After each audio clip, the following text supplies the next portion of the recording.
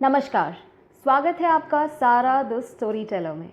हमारी आज की स्टोरी का टाइटल है पंडित जी और नाविक। एक पंडित जी को अपनी विद्या पर काफ़ी घमंड था और ये पंडित जहाँ भी जाते वहाँ अपनी विद्या का प्रदर्शन किया करते थे और लोगों से तरह तरह के सवाल कर उन्हें छोटा महसूस कराते थे।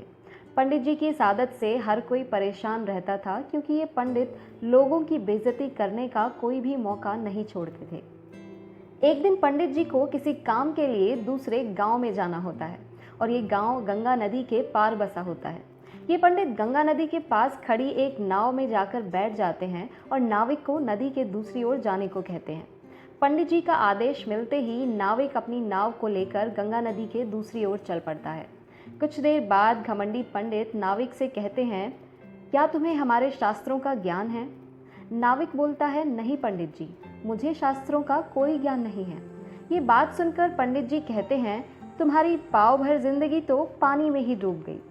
फिर ये पंडित जी नाविक से पूछते हैं, क्या तुम्हें ग्रंथों के बारे में जानकारी है? क्या तुम्हें पता है कि महाभारत किसने लिखी थी? पंडित जी की बात सुन नाविक कहता है, नहीं पंडित जी, मुझे ग्रंथों के बारे में भी कोई ज़्यादा जानकारी नहीं है। नाविक का ये जवाब सुनकर पंडित जी कहते हैं, तब तो तुम्हारी आधी जिंदगी पानी में ही डूब गई। नाविक की बेइज्जती करने के लिए पंडित जी नाविक से एक और सवाल करते हैं और उससे पूछते हैं, क्या तुमने रामायण का केवट संवाद पढ़ा है?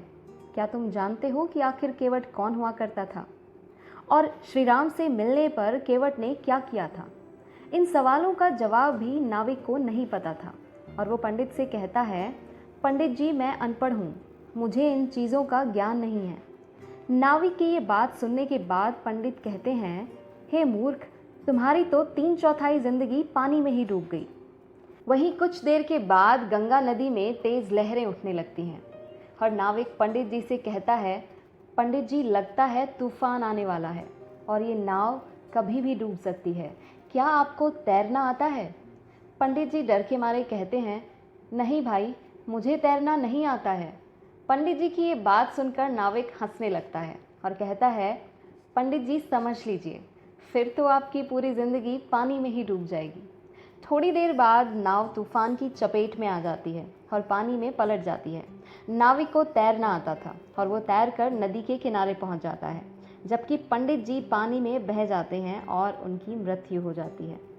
इस कहानी से हमें सीख मिलती है कि इंसान को कभी भी अपनी विद्या का दिखावा नहीं करना चाहिए, क्योंकि कई बार जो ज्ञान आपके पास होता है वो दूसरे के पास नहीं होता और ठीक इसी तरह से जो ज्ञान औरों के पास होता है, हो सकता है वो आपके पास ना हो। इसलिए आप कभी भी अपने ज्ञान पर घमंड ना करें और ना ही किसी को नीचा दिखाएं। आशा करती हूँ आपको आज की कहानी भी पहले की तरह बेहद पसंद आएगी। इस वीडियो को ज़्यादा से ज़्यादा शेयर कीजिएगा, वीडियो को लाइक कीजिए। अगर आप चैनल पर नए हैं तो चैनल को सब्सक्राइब करना ना भूलें और हाँ, साथ में बेल आइकन ज़रूर प्रेस कीजिएगा ताकि आने वाली वीडियो की नोटिफिकेशंस आपको टाइम पर मिल सकें। और अपना कीमती कमेंट करना ना भूलें। धन्यवाद।